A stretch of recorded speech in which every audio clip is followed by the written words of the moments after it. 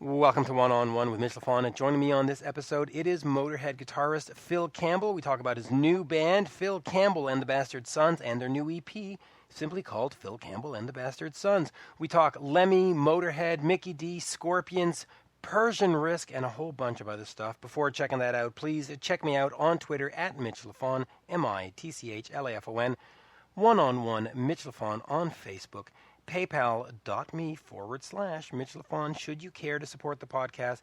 And if you want to check out all the pictures I throw up, head over to Instagram at Mitch_Lafon. And with that, without further ado, here is the one, the only, Phil Campbell. We are speaking with Phil Campbell of Phil Campbell and the Bastard's Son. Of course, folks know him from Motörhead.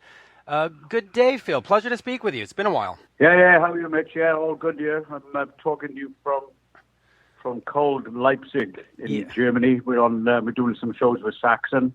Yeah, it's been a lot of fun. So we're gonna kick the shit out of this Sunday evening here in Leipzig. So yeah, we're on stage in 30 minutes. So so we got to keep moving. Here now. So let's talk about the new EP. Now you're working with your sons. And of course, Todd produced the EP. Talk to me about the challenges of working with family members in a band. Well, they're all fantastic musicians for a start, and we've got, great singer Neil Starr. But the family stuff, at least when we have an argument or something or disagreement, it gets sorted out pretty quick. I don't win every time. But probably they win a lot more times than me, but. It's a lot of fun, It's just challenging in its own ways, but we really enjoy playing on stage together and stuff. And it's a blessing and a privilege, for them and myself. It's great. So, it's a lot of fun. I think it's quite a unique situation at the moment. I don't know of many dads going on tour with their three children, So, it's good. Yeah, we'll see where it takes us. We're happy with the EP, this wonderful EP and everything. When we're selling droves of it at the moment. So that's a good thing, yeah. When do you think we'll see the full-length album? Hopefully we'll get a full-length album out by maybe in 12 months' time. I'm still plodding along with my solo record as well. So we try and juggle. Like Todd's going to be producing the two, so we're going to try and juggle all that. It's a bit difficult here now. The boys will all make mess of me about it, getting dressed in 7 stages of nakedness here. The dressing room, trying to wind me up. There you go. I'll get you back for this, guys. But hopefully next year, we want to make it all right and make sure it sounds great and the material right.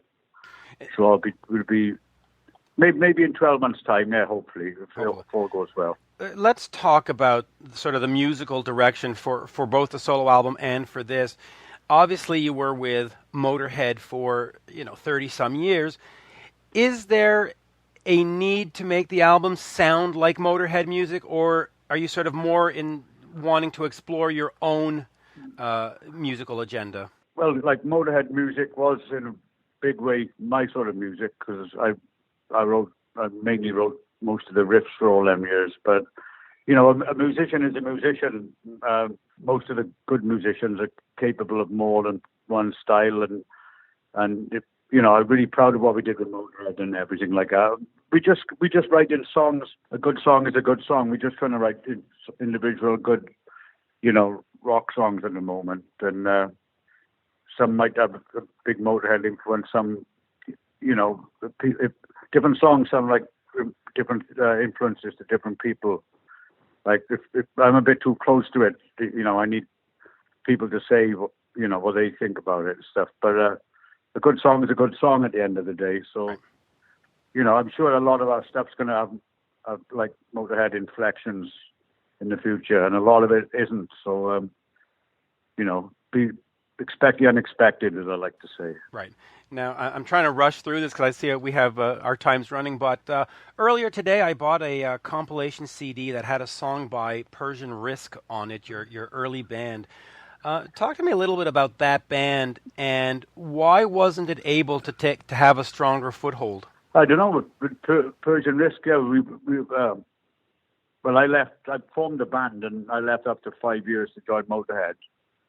And I thought we were really good and everything. We just, probably because we from Wales and we didn't live in London, anywhere near London, that probably had a little bit to do with it. You know, I guess. I don't really know. We did some releases on small record labels and stuff, but Carl Sentence kept the band going. It sounds a bit different now than when I was with the band, obviously, but yeah, good luck to them, yeah, and I believe they're still going strong, yeah. Yeah, and of course, John Deverell, who later joined Tigers of Pantang, was with them. Yeah, John did, yeah. Yeah, now he's a famous stage actor in England, which is kind of entertaining. The first time you walked into sort of the Motörhead rehearsal room and you got to meet Lemmy, what was that experience like? The band had already been around 9 or 10 years. They had sort of their following already. What was that like for you coming in there and being a part of that very first time, or that sort of first month kind of thing? Well, I'd already met Lem when I was 12 briefly, when he signed my Hawkwind program. I was 12 years old. And then a year before I joined Motörhead, or less than a year, Persian Risk supported the last concert, the Motörhead concert in England with Brian Robertson on Another Perfect tour. So we all piled into Motörhead's dressing room then and gave Lem some hassle. So he kind of remembered me a little bit. But when I went in for the audition, in the rehearsal, it was only a small room, and the roadie gave Lem his bass, and he just turned the volume up like that and just strummed the first chord. And I thought, bloody hell, this is loud. And kind of enjoyed it, and we were having volume games ever since. But it was great. It was just, it was daunting. Like I wasn't frightened of anything, I was up to the job. I was capable, I thought, at the time, and luckily, I got a bit of luck on my side that day, and Lem kind of wanted me in the band. So, and then it all went uphill and downhill and uphill and downhill from there. No, it was great. I wouldn't have missed it for the world, It was great. And now I got my own fantastic band, so it's all fantastic. Yeah, it really is all fantastic. And of course, Mikkey Dee has gone off and joined the Scorpions. Do you think at any point that you might want to do something with Mikkey, either some kind of project or just maybe a show, or have you sort of both gone your separate ways at this point? Yeah. Well, we've done, Mikkey and myself, we've done a couple of small tributes to Lem with Saxon. We played at the Golden Gods Awards, and we did, I think in Sweden, they renamed the speedway race the Lemmy 500. So me and Mikkey went there, and we did a couple of songs with Saxon boys. In the future we're trying to organise. It's not going to be for a year or two. Some proper Motörhead tribute shows. Not just having people up on the spur of the night, like really organised shows. There's a lot of famous people and friends of ours which are interested in taking part, but we want to organise it properly. So So Mickey's happy with the Scorpions now. It's great. I'm happy here. But of course we play together again on the odd occasion. It'll be fun. It would be fun. I want to ask a little bit about the first album that you did No Remorse, which was sort of the compilation album. But talk to me a little bit about making Ogasmatron and what you were trying to bring at that point to the band. They already had a few albums out. They had a sound. What was that like for you going into the studio and lending your sound to the Motörhead catalog? Well, that was pretty big time, actually, because we recorded on Gasmatron. We flew in Bill Laswell from New York at huge expense, I was told then, who previously recorded Mick Jagger's solo album, She's the Boss. And his engineer was Jason Casaro from the Power Station in New York, who he just engineered the James Bond theme for View to a Kill and worked with Duran Duran and everything. And then it was, we sort of did it in a brand new, one of the first SSL studios in London, I think, Master Rock. I remember it. And then they brought Guns N' Roses. they were just in London just before their first album came out. They all came down to the studio and everything. And I must say the album didn't turn out like I was speaking for Lemmy as well. Actually, it didn't turn out exactly as we had imagined. You know, we were disappointed in some ways with it. It wasn't as heavy as we hoped, but there's some interesting stuff on there. You know, and we weren't there for the mix for that. Laswell took it back to New York and mixed it and everything, and then played it to us again, and then we remixed it and stuff. So it's not how we imagined it personally for me and Lem, but it's you know, it's another part of the Motörhead story. You know, Yeah, it's worth having in a collection for sure. Like, yeah. Well, I think all the albums are. November 29th, 1993, one of your many fans consider it to be one of the best albums, Bastard, came out. It was on ZYX label, first and only. What was that? What was so special about that album for you, and why do so many fans consider it to be one of the best ones? Well, I also consider it to be possibly the best album as well. We had Howard Benson at the helm, who did it in Los Angeles. It was the first album that Howard did with us. He ended up doing 3 more albums, but we were so particular with the writing, the playing. It was chaos. Like, you know, I'd go up to CeCe DeVille's big house on the hill in LA and borrow a certain guitar off him for a certain sound, and Howard ended up in hospital with a nervous breakdown after the first 3 weeks because we made him engineer with a long blonde curly wig. I think it was pretty chaotic, like, but we got the job done in the end. I think the songs were fantastic. The playing was really good, and I think the production was amazing on it. So it all makes for good product.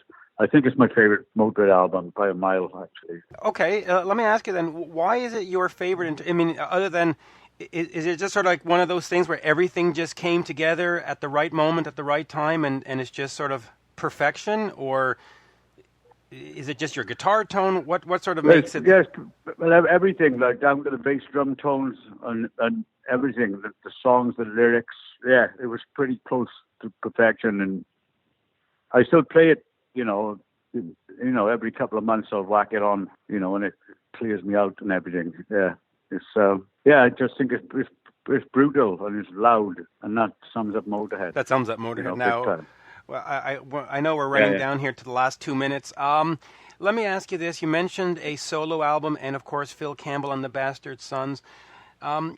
Why have 2 sort of separate projects going at once? Why not just sort of put everything under the Phil Campbell and the Bastard Sons moniker? No, because it's I don't want to do it like that. No, I want to do different projects. It's going to be different music.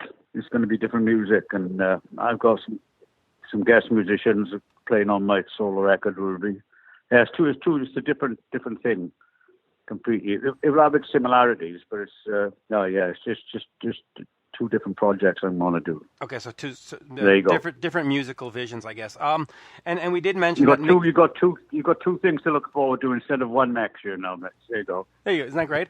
And then we'll finish with this. We did mention that Mickey joined the Scorpions. Would you consider joining another band if somebody called up? It all depends, doesn't it? You know, hypothetical question. Yeah, of course. Never say no, but you know, I'm not looking for anything. You know. But you know, just something happens, it happens. Like, you know, yeah, I'm quite happy here at the moment with what I'm doing with the boys. And of course you're in Germany tonight. Hopefully we'll see you in North America soon with the lineup. Yeah, hopefully, Mitch. Yeah, we should be. Hopefully, we have some shows next year and everything. Yeah, it'd be great to get out there again. And now I got to go on stage in freezing cold Germany. Right, so I'm on stage in about 4 minutes. Right, so I'm going to let you go. But thank you for your time, and I look forward to seeing you in Canada. You're welcome, Mitch. It's great. Yeah, nice to talk to you again. Okay. Cheers. See you soon. Bye-bye now. Okay, good luck, Canada. We'll see you soon out there. Bye-bye. And there you have it, folks, my interview with Motörhead guitarist Phil Campbell. Check out his new band, Phil Campbell and the Bastard Sons, and their new EP, which is similarly titled. While checking stuff out, head over to Twitter at Mitch Lafon, Facebook, one-on-one, Mitch Lafon, and paypal.me/Mitch Lafon, should you care to support the podcast. And also Instagram, Mitch_Lafon. There you go. We've got a lot of Lafons going on in there. Thank you for another, thank you for checking me out. Thank you for another great episode. Thank you to Phil. Thank you to everybody. And with that, I say bye for now. Oh my.